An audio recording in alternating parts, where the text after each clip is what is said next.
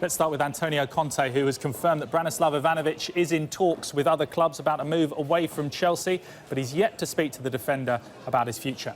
Honestly, I didn't speak with the player about his decision, and for sure, we know that he's in talking with other club, but until now, I don't know.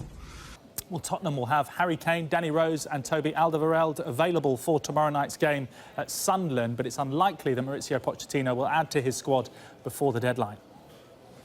We are open, but it's true that we don't have too many time to sign some player. So Tottenham not looking to be busy, but into the final day and a half we go as the scramble to buy and sell players is growing ever more furious. Let's get over to the left-hand side, all the way over to the left of the SkyPad, and a potential for a Premier League player leaving for China. We understand the future of the Watford striker Odion Ighalo is close to being resolved. Sky sources have told us a fee of £20 million has been agreed with Chinese club Chongqing Yatai.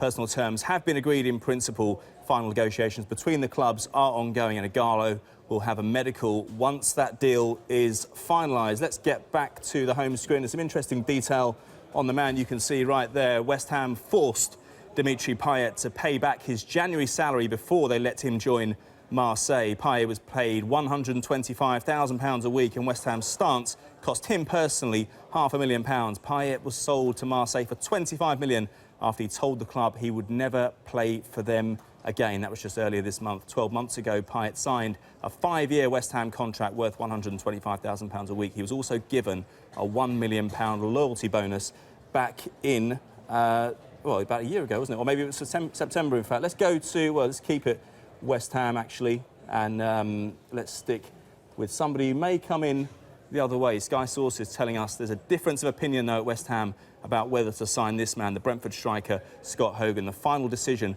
will be left to the manager, Slaven Bilic. Meanwhile, other sources are telling us Crystal Palace have made an initial inquiry about signing the player. We understand one other Championship club contacted Brentford over the weekend. Let's keep it West Ham for now, although this one doesn't look like it will be of interest to West Ham fans immediately, but is our understanding that West Ham are keen to sign the England goalkeeper Joe Hart, but not until next summer. He's on loan in Serie A with Torino. Let's return again to the front page now and go to Leicester, the champions no less. Sky sources understand they turned down a bid of £3 million from Sunderland for striker Leonardo Ulloa a few days ago amid interest in Turkey from Galatasaray. His manager, Claudio Ranieri, remains keen to keep him.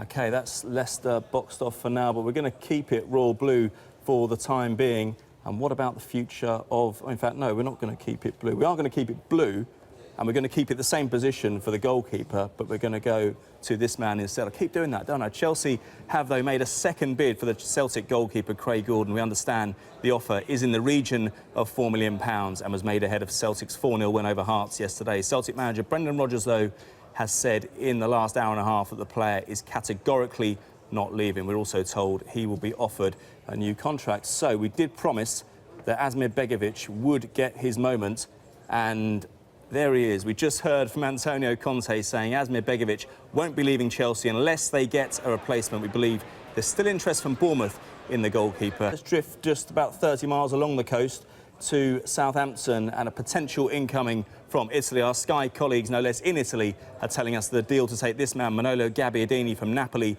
to Southampton is getting close. The deal is now being discussed between the club president, the player and the player's agent. It's worth £17 million in total, with Napoli inserting a 10% sell-on clause. Let's go to Sunderland. It seems to be a window of turmoil for them, but they do look as if they're close, very close, I understand, to getting a couple of players in the door from the same club. Darren Gibson is having a medical at Sunderland ahead of a permanent move from Everton. The 29-year-old midfielder hasn't featured in the league this season under Ronald Koeman. He has, though, played once in the EFL Cup. He will link up with David Moyes. And there is another arrival, as I said, coming from the same place. Somebody who also hasn't been involved much. It's not one, but two players arriving from Everton to Sunderland. Costa Rican left-back Brian Oviedo is also having a medical at the Stadium of Light. He's also not played this season. Let's get back down to Arsenal, because this is a deal that's also been outstanding for a couple of weeks now. Carl Jenkins' move to Crystal Palace has been delicately balanced for, as I say, well over a week now. So how is it progressing? Let's hear from Arsene Wenger.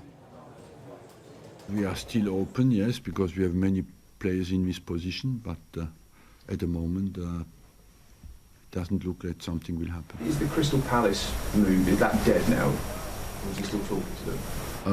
For us, no. For him, I don't know. Would it be a permanent deal to them, or would it be? Yes. OK, now Wenger also added that it's possible Mathieu Debuchy could leave, but they've had no offers. Meanwhile, Karim Benzema has been linked with Arsenal for a number of windows, and this window has been no different. So why does he keep getting linked with the Real Madrid striker? Because he's French.